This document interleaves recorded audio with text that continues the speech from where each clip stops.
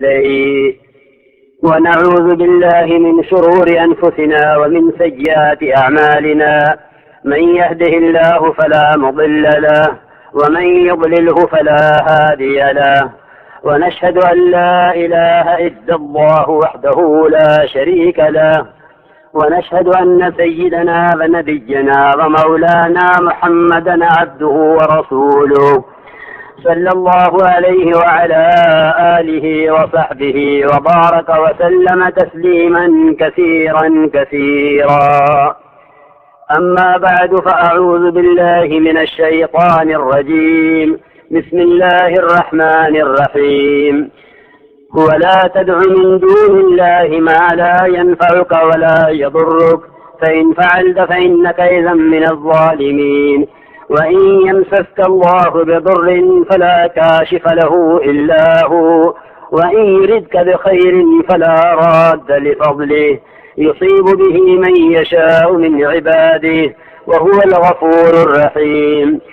وقال الله سبحانه وتعالى: والعصر إن الإنسان لفي خسر إلا الذين آمنوا وعملوا الصالحات وتواصوا بالحق وتواصوا بالصبر.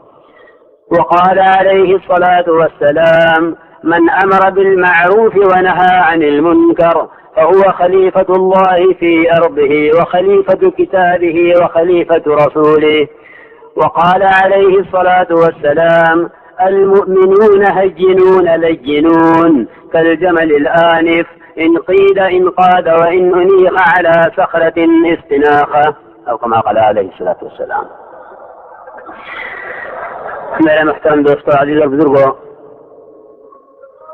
سب سے پہلی بات تو یہ عرض کرنی ہے کہ سننے کا حق ادا کرو.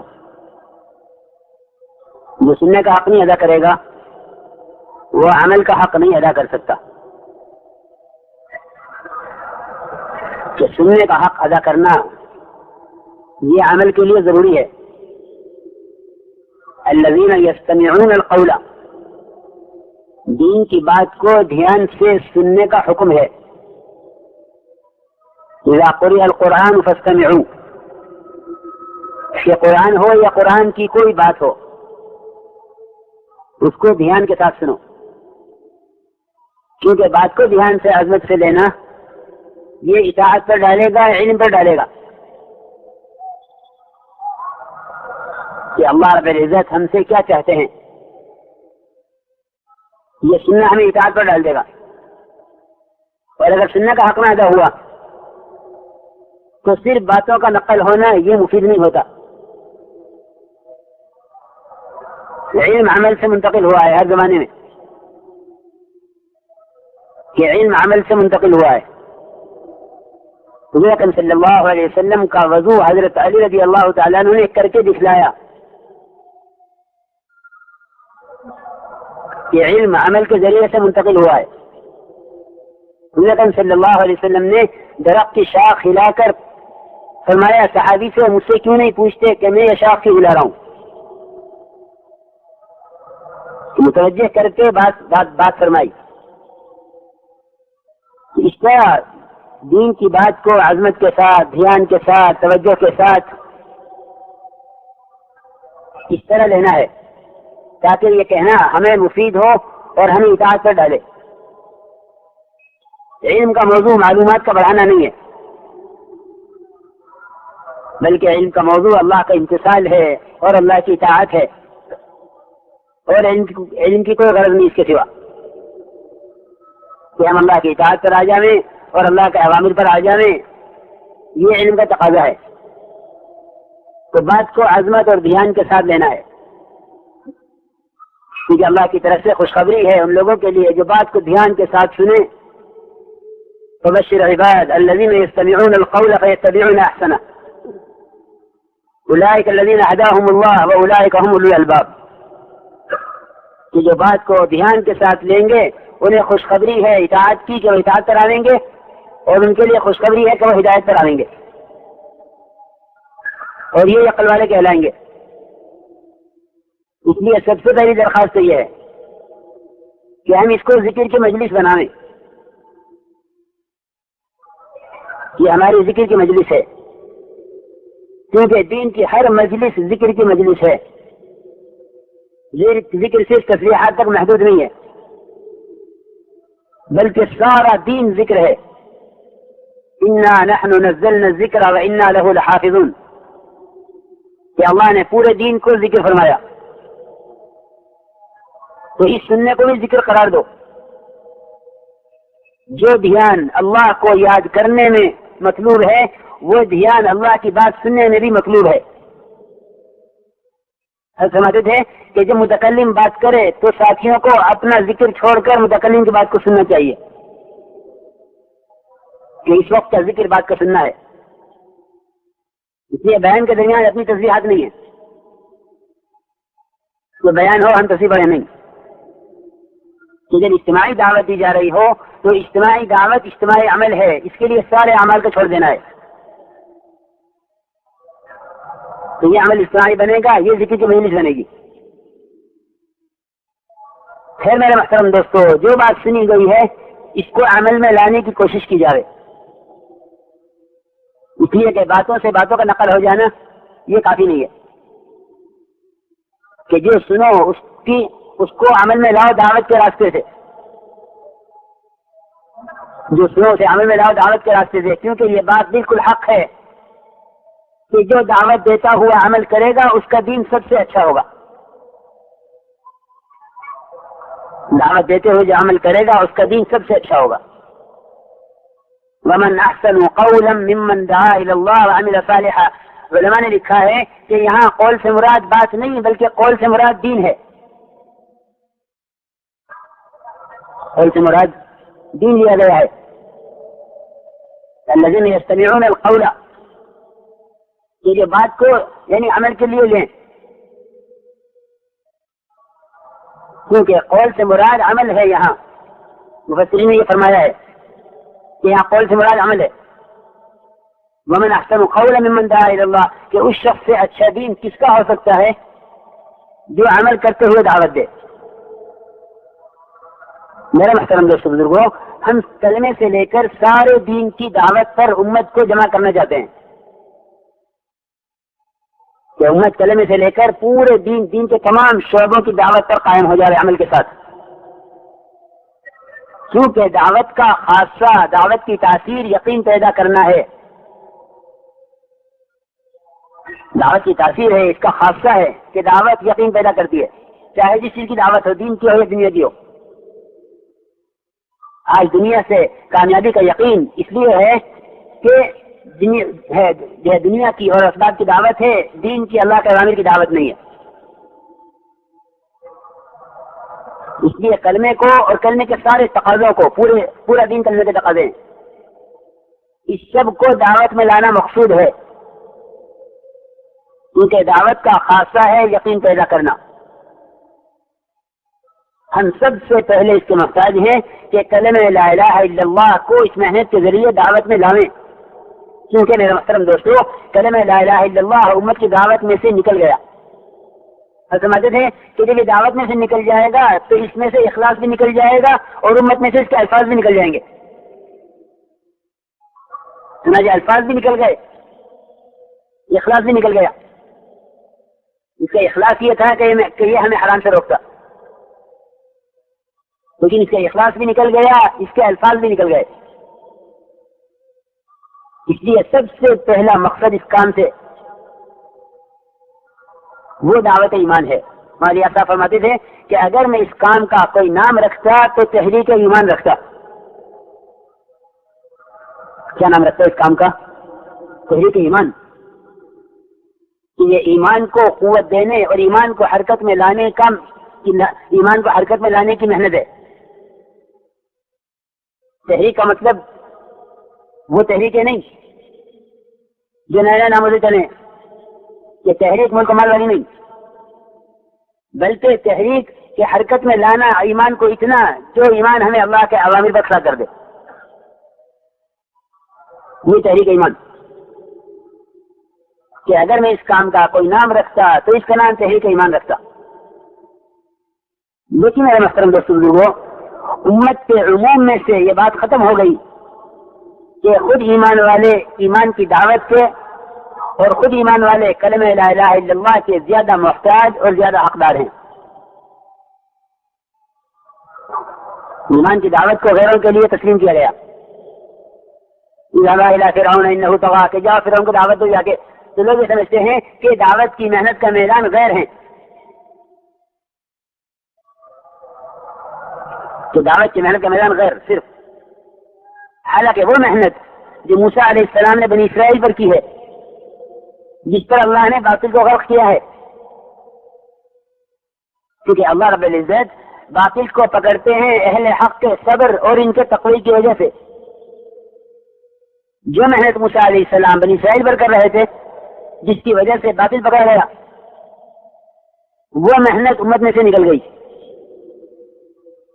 بغیر اس کے کہ وہ محنت کا رخ اور اس کا میدان صرف غیروں کو سمجھا گیا کہ غیروں تک دعوت پہنچ چکی ہے، اب اس کی کوئی ضرورت نہیں ہے. حالانکہ کتنی آسان اور سمجھنے کی بات ہے کہ مومن سے زیادہ حقدار اس کلمے کا کوئی نہیں ہو سکتا. مومن سے زیادہ حقدار اس کلمے کا کوئی نہیں ہو سکتا. اللہ تعالیٰ خود فرما رہے الزمہم کلمۃ التقوی وکانوا حق بہا واہلھا کہ ہم نے جمایا ایمان والوں کو تقوی کے کلمے پر، کیونکہ یہ اس کلمے کے زیادہ حقدار ہیں، یہ اس کے زیادہ اہل ہیں.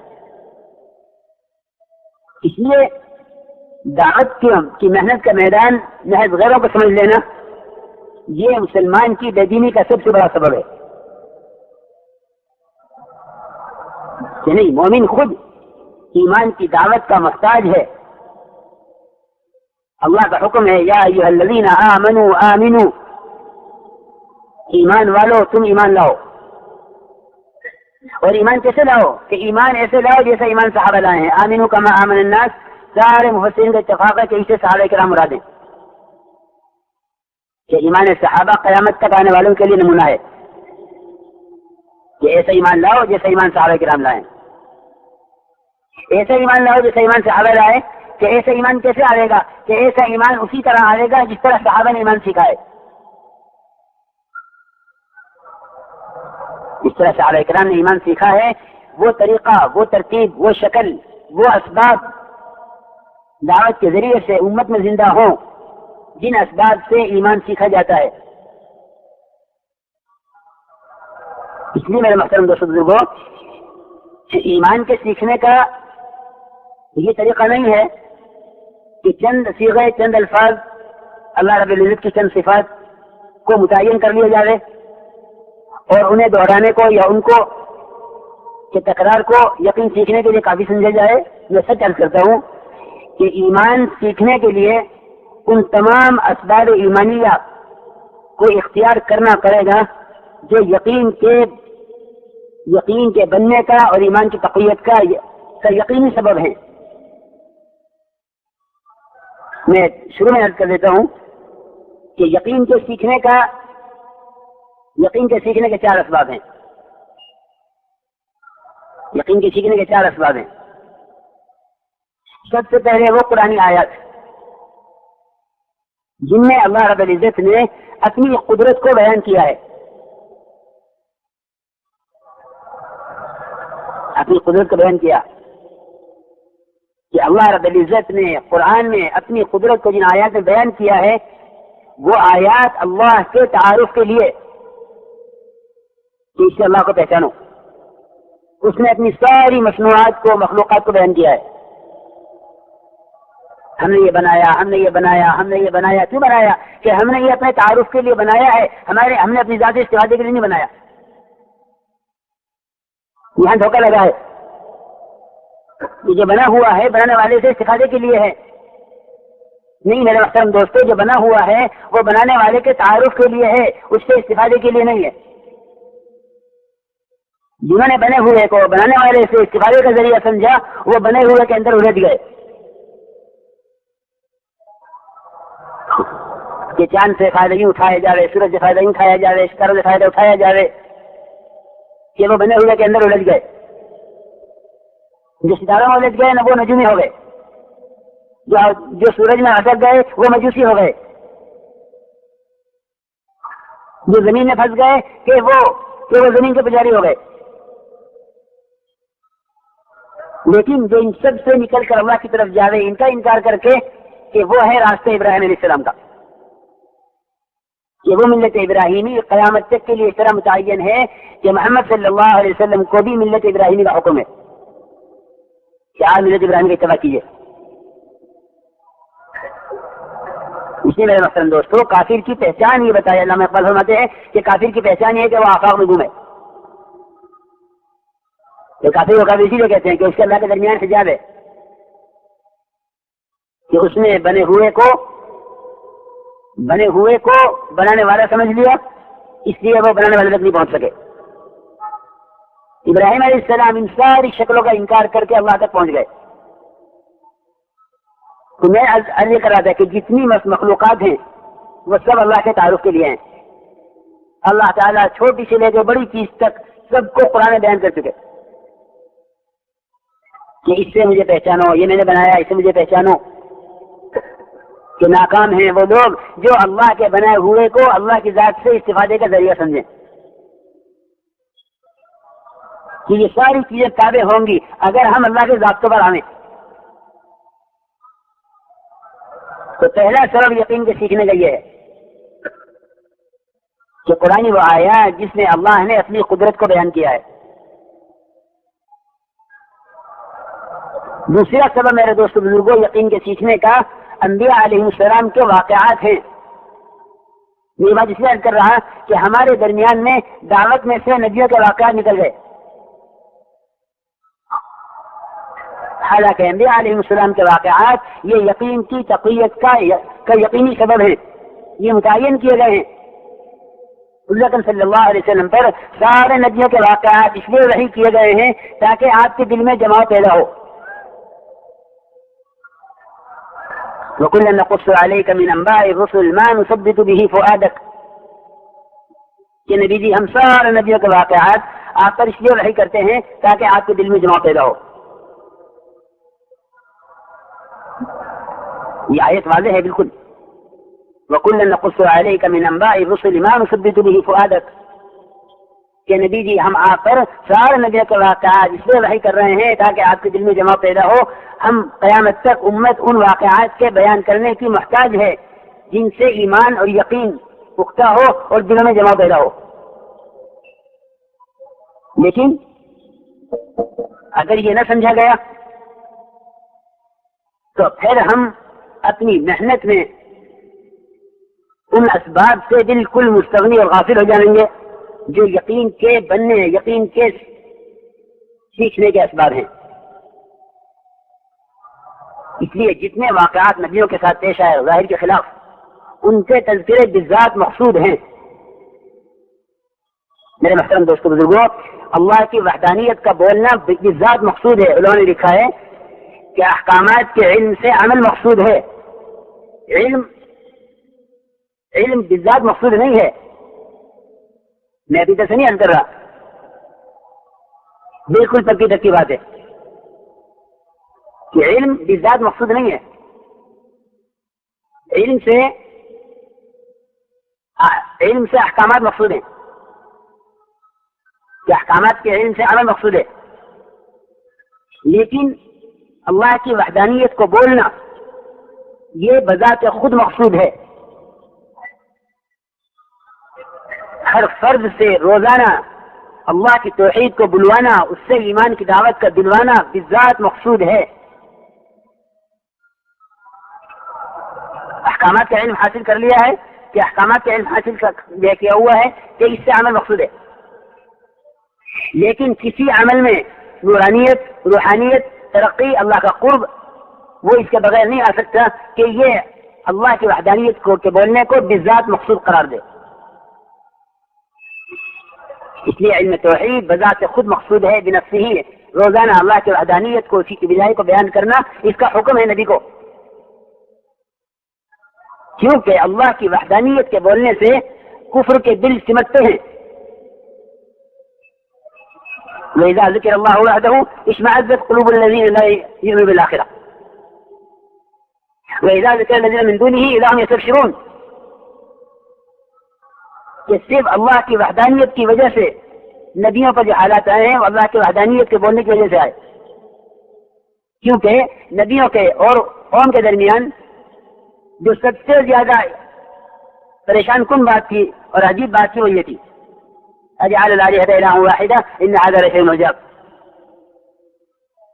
مجھے یہ بات اس لیے کرنی پڑ رہی ہے کہ ہمارا مجمع روزانہ ایمان کی دعوت دینے کو تبلیغ کا ایک نصاب یا کوئی معمول سمجھ رہا ہے، اپنی ضرورت نہیں سمجھ رہا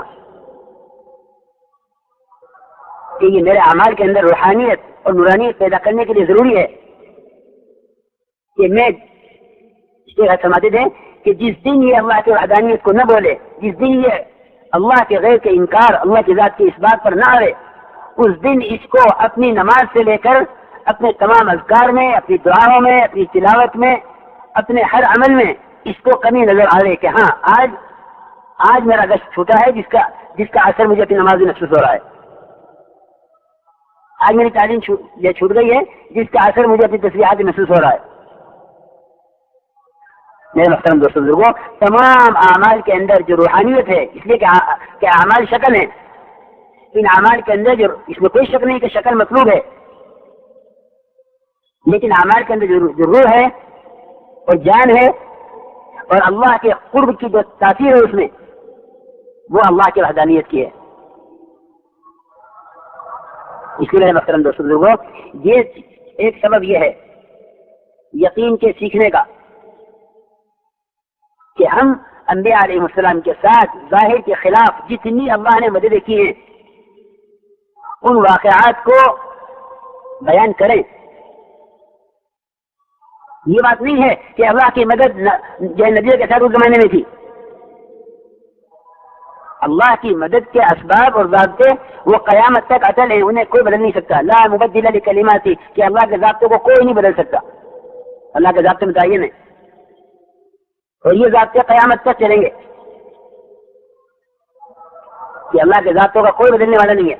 اور اے محمد صلی اللہ علیہ وسلم، اگر آپ نے بھی اللہ کے ضابطوں کو بدلنا چاہا تو آپ کو کوئی جگہ بچاؤ کی، حفاظت کی، پناہ کی نہیں ملے گی۔ لا مبدل لکلماتی ولن تجد من دونه ملتحدا، کہ اللہ کے ضابطوں کو کوئی بدلنے والا نہیں ہے۔ اسی لیے محترم دوستوں بزرگوں، اللہ کی مدد کے جو وعدے نبیوں کے ساتھ تھے وہ وعدے نصرت کے قیامت تک ہیں۔ یہ بات نہیں ہے کہ زمانے بدلنے سے ضابطے بدل جائیں، حکومتیں بدلیں، دن رات بدلیں، اللہ کے ضابطے نہیں بدلتے۔ کیوں میرے دوستو؟ ہمیں تبدیلی سے نظر آتی ہے کہ ہم نے ضابطے جو اصل ضابطے تھے ان کو ضابطہ نے قرار دیا، ہم نے دنیا کے تغیرات کو، دنیا کے احوال کو ضابطہ قرار دیا ہوا ہے۔ دیکھو اسباب اللہ کے ضابطے نہیں ہیں، اللہ کے ضابطے اللہ کے احکامات ہیں، ان احکامات پر وہ قیامت تک ہوتا رہے گا جو اللہ نے کہہ دیا۔ اس لیے اصل ضابطے جو ہیں وہ اللہ کے اوامر ہیں، تو جو ضابطے نبیوں کے زمانے میں تھے وہ قیامت تک رہیں گے۔ اس لیے نصرت صرف نبیوں کے زمانے تک محدود نہیں ہے، بلکہ قیامت تک نصرت کا وعدہ ہے۔ انا لننصر رسلنا والذین آمنوا فی الحیات الدنیا ویوم یقوم الاشہاد، کہ ہم قیامت تک مدد کریں گے۔ اب لوگ یہ کہیں کہ وہ تو صحابہ تھے، ان کی مدد ہو گئی، جو ظاہر کے خلاف ان کی نصرت کے واقعات سنتے ہیں تو کہتے ہیں کہ وہ تو صحابی تھے۔ ہم نے یہ تقسیم کر لیا ہے کہ ظاہر کے خلاف مدد ان کی خصوصیت تھی، ہم اس زمانے میں یہ زمانہ اسباب کا ہے کہ اب ظاہر کے خلاف مدد نہیں ہوگی، لہذا اب تو اسباب بنا کر مدد لو۔ یہ اللہ کے ساتھ سب سے بڑی بدگمانی ہے۔ جو اللہ کے ذاتوں کو نہیں سمجھیں گے، ان کا یقین نہیں کریں گے، وہ اللہ کی ذات سے فائدہ نہیں اٹھا سکتے۔ ہم سمجھتے تھے کہ اللہ کی ذات عالی سے براہ راست استفادے کے لیے کائنات کا یقین نکلنا شرط ہے۔ جو کائنات کے یقین کے ساتھ چلیں گے وہ اللہ کی ذاتوں کو نہیں جانیں گے، بلکہ وہ اپنے اللہ کے درمیان مادی نقشوں کو ذریعہ سمجھیں گے، اور وہ اپنے مادی اسباب کی تکمیل کو مدد کے نزول کا سبب سمجھیں گے، اور اگر مدد نہیں آئے گی تو وہ اسباب کی قلت یا اسباب کی مکمل نہ ہونے کو یہ سمجھیں گے کہ اسباب مکمل نہیں تھے اس لیے یہ کام نہیں ہو سکا، ان کو منافع حاصل نہ ہونے کے الزامات یا وہ اسباب کی قلت پر ہوں گے، جو یہ کہیں گے کہ ہمارے حاکم ناکارہ ہیں اس لیے یہ ہوا ہے۔ جتنے تغیرات دنیا میں اچھے برے ہوں گے وہ اللہ کی طرف انہیں منسوب کریں گے ہی نہیں، کیونکہ یہ خبر کہ اللہ کے ذاتے کیا ہیں۔ زلزلے آنے گے تو وہ یہ کہیں گے کہ یہ زلزلے کے آنے کی وجوہات ہیں، ہمیں کیوں نہیں بتایا پہلے کہ زلزلہ آ رہا ہے؟ اگر اللہ کے ذاتوں کو سمجھتا تو یہ کہتا ہے کہ زلزلہ کا تعلق معاشرے کی خرابی سے ہے، بارشوں کو رکنے کا تعلق یہ معاملات کی خرابی سے ہے۔ اگر ذاتوں کو سمجھتا تو حالات اس کی توبہ اور اس کے رجوع کا سبب بنتے، لیکن اس نے اللہ کے ذاتوں کو نہیں جانا۔ تو جو حالات پیش آئے کہ بیماریوں کو موسم سے جوڑ دیا کہ بیماری اس موسم سے ہے، اور زلزلہ اس وجہ سے کہ جتنا مادی نقشوں میں تغیر آیا ان سب کو مادی نقشوں سے جوڑ دیا، حالانکہ اللہ رب العزت یہ سارے تغیرات لاتے ہیں اپنے تعارف کے لیے۔ عرضت ردی بفصل العزائم، تعالیٰ فرماتے ہیں کہ میں نے طلب کو پہچانا ہی ہے اپنے ارادے میں ناکام ہو کر۔ اس لیے میرے محترم دوستو بزرگوں، انبیاء علیہ السلام کے واقعات کو بیان کرنا جو ان کے ساتھ مدد ظاہر کے خلاف ہوئی ہیں، کہ موسیٰ علیہ السلام کی مدد کس طرح پانی میں ہوئی اور ابراہیم علیہ السلام کی مدد کس طرح آگ میں ہوئی، ان سارے میں اشارے سے کر رہا کہ وقت میں، ورنہ یہ ان واقعات کا بیان کرنا یقین کی تقویت کے لیے بذات خود مقصود ہے، اس کا جاننا کافی نہیں ہے کہ ہم جانتے ہیں پڑا ہوا ہے، بلکہ ان کا بیان کرنا مقصود ہے۔ مولانا آصف رحمۃ اللہ علیہ کے بارے میں سنا ہے کہ انبیاء علیہ السلام کے واقعات سے نیچے نہیں اترتے تھے۔ اس لیے محترم دوستو، برا نہ لگے تو بات کروں کہ لوگ اپنی کرامتیں بیان کرتے ہیں، انبیاء کی نصرتیں بیان نہیں کرتے، جس سے یقین سنتوں اور اللہ کے ذات سے ہٹ کر شخصیتوں پر جا رہا۔ حالانکہ صحابہ کرام باوجود غیب نصرتوں کو اپنی آنکھوں سے دیکھنے کے، وہ اپنی شہرت اور اپنی اپنی کرامت کو چھپانے کے لیے اس کا انکار کر دیا کرتے تھے۔ رضی اللہ تعالیٰ عنہ نماز پڑھ رہے تھے مسجد میں، حضرت عمر رضی اللہ تعالیٰ عنہ آگے کہا تمیم یہ آگ نکلی ہے پہاڑ سے، اسے پہاڑ میں داخل کر کے آؤ۔ امیر المومنین میں نہیں کر سکتا، اور میں کیا، میری حیثیت کیا کہ نہیں تمیم تمہیں کرنا ہے۔ فرماتے ہیں کہ میں اس لیے نہیں انکار کر رہا تھا کہ مجھے آگ کا ڈر ہے، یہ دیکھ چنگاری ہے، حالانکہ اتنی زبردست آگ تھی کہ وہ نکلتی تو سارے مدینے کو جلا کے خاک کرتی۔ خود ہی فرماتے ہیں کہ میں اس لیے نہیں انکار کر رہا تھا کہ مجھے آگ سے ڈر تھا۔ آگ سے کیا ڈر؟ مجھے تو ڈر اس بات کا تھا کہ اگر میں نے اس آگ کو لے جا کے پہاڑ میں داخل کر دیا تو لوگ مجھے بزرگ کہیں گے کہ دیکھو یہ ہیں وہ جنہوں نے آگ کو پہاڑ میں داخل کیا ہے۔ اپنی نصرتیں چھپا جاتے تھے، کیوں؟ اس لیے کہ اخلاص کا تقاضا ہے یہ، کیوں اپنی کرامتیں بیان نہیں کرتے تھے۔ میرے محترم دوستو بزرگوں، ہم انبیاء علیہ السلام کے واقعات کو یقین ایمان کی تقویت کا سبب سمجھیں۔ یہ بالکل واضح ہے بات کہ اللہ نے سارے نبیوں کے واقعات آپ پر اس لیے وحی کیے ہیں تاکہ آپ کے دل میں جماؤ پیدا ہو،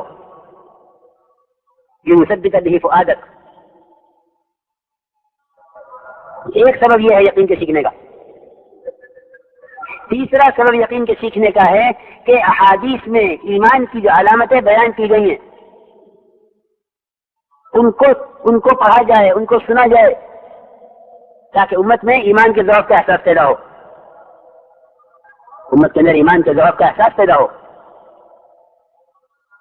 کتنی آسان بات ہے۔ ایک صحابی نے عرض کیا کہ یا رسول اللہ ایمان کسے کہتے ہیں؟ آپ نے فرمایا کہ جب تجھے نیکی خوش کرے، گناہ غمگین کرے تو جان لے کہ تم مومن ہے۔ اذا سرت کا حسنۃ کا وساءت کا سیئۃ کا فانت مومن۔ تو یہ تجھے نیکی خوش کرے، گناہ غمگین کرے، جان لے کہ تو مومن ہے۔ اتنی بات اگر ایک جاہل سے جاہل آدمی سوچے تو اپنے ایمان کے بارے میں اس کو اپنے ایمان کے ذوق کا احساس تو ہو جائے گا نا، کہ مجھے کسی عمل پر کوئی خوشی نہیں ہے اور کسی گناہ کرنے پر کوئی غم نہیں ہے، بلکہ کسی گناہ میں کامیاب ہونے پر خوشی ہے اور کسی عمل کے فوت ہونے کا کوئی غم نہیں ہے۔ اس احساس کا پیدا ہو جانا بھی ایمان کی دولت کے ملنے کا سبب ہے، کیونکہ حدیث میں آتا ہے کہ جو علم اور ایمان چاہے گا اللہ اس کو دیں گے۔ میرے محترم دوستو بزرگوں، یہ تیسرا سبب یقین کے سیکھنے کا، وہ احادیث، یہ بات میں اس لیے عرض کر رہا کہ دیکھنے میں آ رہا ہے کہ چند باتیں متعین کر لی گئی ہیں یقین سیکھنے کے لیے۔ یہ بات اس لیے عرض کر رہا ہوں کہ چند باتیں متعین کر لینا یقین سیکھنے کے لیے نہیں، ہم سارے ان اسباب ایمانی سے غافل ہو جائیں گے جو یقین کی تقویت کا سبب ہیں۔ اس لیے ایمان میں جتنی وسعت پیدا کرو گے اس کا بیان کرنے میں اتنا ایمان قوی ہوگا، کیونکہ ایمان بہت وسیع چیز ہے، وراء الورا ہے، جس اللہ کی ذات وراء الورا ہے۔ لیکن اتنا ایمان سیکھنا فرض عین ہے ہر فرد کے ذمے جو اس کو حرام سے روک دے۔ یہ ہے تیسرا سبب یقین کے سیکھنے کا۔ احادیث، وہ احادیث نبویہ علیہ الصلوۃ والسلام جن کے اندر آپ صلی اللہ علیہ وسلم نے ایمان کی علامتوں کو بیان کیا ہے۔ صحابہ کو ایمان سکھلایا بھی ہے، صحابہ سے ایمان پوچھا بھی ہے، ایمان کی تعلیم بھی دی ہے، ایمان کے امتحان بھی لیا ہے۔ کہ صحابی نے آپ سے پوچھا ایمان کسے کہتے ہیں، اور آپ نے صحابہ سے پوچھا کہ ایمان کی کیا دلیل ہے۔ تو ایک جماعت سے تو آپ نے ایمان کو پوچھا، اس جماعت نے ایمان کے سوال کے جواب میں اپنی خصلتیں بیان کی۔ یہ بات نہیں تھی کہ ایمان پوچھا تو ایمان بیان کر دیں کہ ایمان کسے کہتے ہیں، ہاں کہ ایمان پوچھا تو ایمان بیان کر دو۔ ہمارے پاس مشکات کا امتحان آیا تو ہم نے طلبہ سے ایمان کے بارے میں سوال کیا کہ چلو تم ایمان کے بارے میں لکھ کر لاؤ، ایمان کسے کہتے ہیں۔ تو جو ایمان کے بارے میں پڑھا تھا وہ بیان کر دیا۔ تو امتحان تھا، لکھ لیا ہے لمبے لمبے پرچے کہ ایمان گھٹتا ہے نہیں بڑھتا ہے یا بڑھتا ہے، تو کیا دلائل ہیں، کیا اس پہ اختلافات ہیں، اور ایمان کسے کہتے ہیں، لغتاً کسے کہتے ہیں، اور اس کی کیا مادہ ہے، اس کا کیا باب ہے، سب لکھ کے لے آئے، وہ بہت تفصیل لکھ کر آئے۔ تو میں نے پڑھنے کے بعد طلبہ کو جمع کر کے عرض کیا کہ آپ نے تو ایمان کے لفظ پر بحث کی ہے، لفظ ایمان پر۔ حضرت صلی اللہ علیہ وسلم نے بھی صحابہ سے پوچھا کہ تمہارے ایمان کی کیا دلیل ہے۔ آپ نے پوچھا تم کون ہو، صحابہ نے عرض کیا جماعت نے کہ ہم یا رسول اللہ سب ایمان والے ہیں، تمہاری دلیل کیا ہے؟ تو دلیل یہ ہے کہ ہمارے اندر 15 خصلتیں ہیں۔ ایمان صحابہ یوں کہ ہمارے اندر 15 خصلتیں ہیں، کیوں؟ اس لیے کہ ایمان کے ساتھ تو لازمی ہے کہ اللہ کی اطاعت ہوگی۔ حدیث میں آتا ہے کہ مومن نکر پر اونٹ کی طرح ہے۔ تو صحابہ نے 15 خصلتیں بیان کی کہ یا رسول اللہ ہمارے اندر 15 خصلتیں ہیں، 5 کا ہمیں آپ نے حکم دیا ہے کہ ہم اس پر یقین کریں، اور 5 کا ہمیں آپ کی جماعت نے حکم دیا ہے کہ ہم اس پر عمل کریں، اور 5 ہمارے اندر زمانے جاہلیت سے ہیں، 5 ہمارے اندر زمانے جاہلیت سے۔ تو آپ نے فرمایا کہ وہ کیا ہے 5 جن کا میں نے تمہیں حکم دیا، بتلاؤ۔ تو صحابہ نے 5 وہ بیان کی جس پر یقین لانے کا حکم ہے، جس کے بغیر عقیدہ ٹھیک نہیں ہوتا۔ ایمان مفصل بیان کیا، آمنت باللہ وملائکتہ وکتبہ ورسلہ والیوم الآخر والقدر خیرہ وشرہ من اللہ تعالی والبعث بعد الموت۔ یہ 5 چیزیں بیان کی۔ پھر آپ نے پوچھا کہ وہ 5 کون سی ہیں جن پر میں نے تمہیں عمل کرنے کا حکم دیا ہے؟ تو صحابہ نے عرض کیا کہ وہ کلمہ ہے اور نماز ہے، حج ہے اور زکوٰۃ اور روزہ ہے۔ یعنی مجھے عرض کرنا چاہتا تھا کہ سوال تھا ایمان کا، بیان کی خصلتیں، اور وہ کیا بات ہے زمانے جاہلیت سے کہ یا رسول اللہ زمانہ جاہلیت سے ہمارے اندر 5 باتیں یہ ہیں کہ ہمارے اندر صبر ہے، ہمارے اندر شکر ہے، ہمارے اندر دشمن کے مقابلے پر جم کر لڑنا ہے، ہمارے اندر دشمن پر کوئی مصیبت آوے تو اس پر ہنسنا نہیں ہے، اور ہم اللہ کے ہر فیصلے سے راضی رہتے ہیں۔ تو آج صلی اللہ علیہ وسلم نے ان کی 15 خصلتوں کو سن کر فرمایا فقہاء ادباء کادوا یکونوا انبیاء، کہ دین کی پوری سمجھ رکھنے والے با ادب، کیونکہ مومن کے اندر اتنا ادب ہوگا کہ آپ صلی اللہ علیہ وسلم کو ان کے سلام کرنے کا اور بات کرنے کا انداز ہی اتنا اچھا لگا کہ آپ نے خود پوچھا کہ تم کون لوگ ہو۔ روایت میں ہے کہ مومن کے بات کا انداز، مومن کا حلیہ اتنا اچھا ہوگا کہ آپ صلی اللہ علیہ وسلم نے خود فرمایا، روایت میں ہے کہ آپ کو ان کا حلیہ، ان کی بات کرنے کا انداز اتنا پسند آیا کہ آپ نے پوچھا تم کون ہو، یعنی تمہاری دینی حیثیت کیا ہے؟ تو آپ نے فرمایا کہ یہ دین کی پوری سمجھ رکھنے والے با ادب لوگ ہیں، اور آپ نے فرمایا کہ اپنی ان خصلتوں کی وجہ سے قریب تھے کہ یہ سب کے سب نبی ہو جاتے، سب کے سب نبی ہو جاتے، کادوا یکونوا انبیاء، روایت میں ہے کہ اتنی اعلیٰ خصلتیں ان کے اندر کہ یہ اپنی ان خصلتوں سے قریب تھے کہ انبیاء ہو جاتے۔ میرے محترم دوست بزرگوں، مجھے یاد کرنا تھا کہ ایمانی علامتوں سے سیکھو، اور ایمان قرآن وہ آیات جس میں اللہ کی قدرت کو بیان کیا گیا، انبیاء علیہ السلام کے واقعات جن میں اللہ نے نبی کے مدد ظاہر کے خلاف کیے، اور وہ روایات جن میں ایمان کو بیان کیا گیا ہے، ایمان کی علامتیں۔ چوتھا سبب ہے یقین کے سیکھنے کا، صحابہ کرام کے ساتھ اللہ کی غیبی تائیدات کے قصے۔ حیات الصحابہ میں مولانا رحمۃ اللہ علیہ نے یہی ترتیب رکھی ہے، پورے 6 صفات یہ حیات الصحابہ کے اندر مرتب ہیں کہ کیا ضابطے تھے، کیا یقین تھا، اس یقین پر ان کے ساتھ اللہ کا کیا معاملہ تھا، اور پھر ان اعمال پر اللہ کی طرف سے ان کی کیا غیر مدد تھی۔ حیات الصحابہ کے آخر میں لا کر اس کا ختم کیا ہے تو کیا ضابطے تھے اور کیا یقین تھا، یہ ہے اصل چیز۔ اب میرے محترم دوستوں، یہ جاننا چاہیے کہ ایمان کسے کہتے ہیں۔ ایمان بالغیب اصل ہے، ایمان بالغیب اصل ہے۔ علماء نے لکھا ہے جس چیز کی تصدیق دے کر کی جا رہے اس کو ایمان نہیں کہتے، کسی کی تصدیق دے کر کی جا رہے اس کو ایمان نہیں کہتے، اور یہ ایمان کوئی نفع نہیں دے گا جو ایمان دے کر لائے جا رہے۔ کہ ایمان بالغیب اصل ہے، اس لیے غیب کے تذکرے مقصود ہیں۔ مسجد کی آبادی کا، مسجد کو آباد رکھنے کی محنت کا کلمہ لا الہ الا اللہ کے ساتھ کیا تعلق ہے؟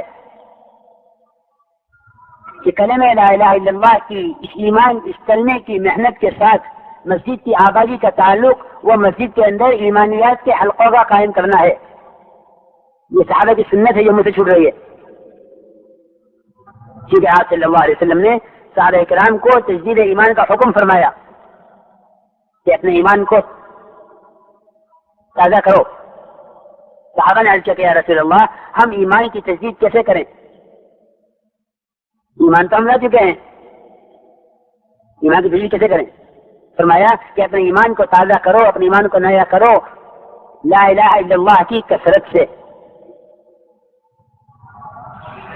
لا الہ الا اللہ کی کثرت سے صرف لا الہ الا اللہ کا ورد اور اس کا ذکر مراد نہیں ہے، اس سے انکار نہیں ہے، نعوذ باللہ۔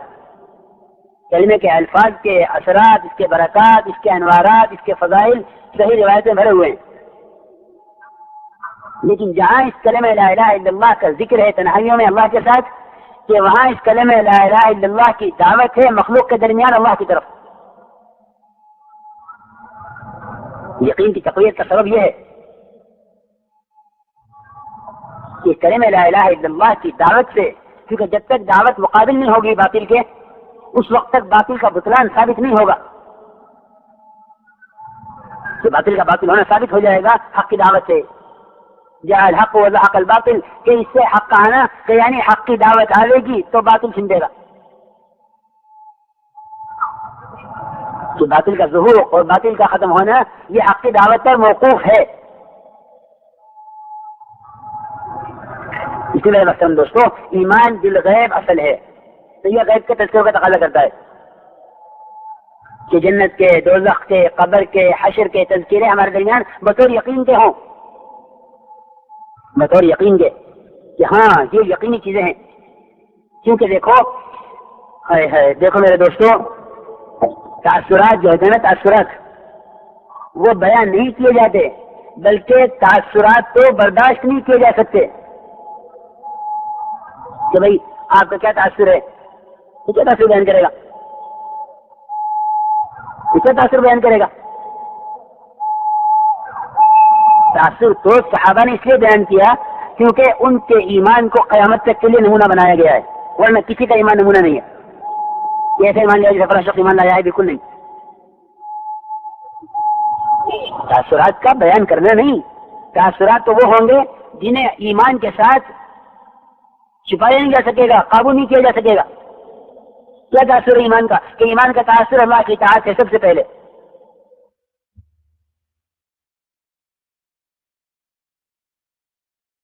اور کسی مجلس میں بیٹھے ہوئے تھے، آپ نے قرآن کی آیت پڑھی وقودها الناس والحجارہ، کہ جہنم کا ایندھن لوگ اور پتھر ہیں.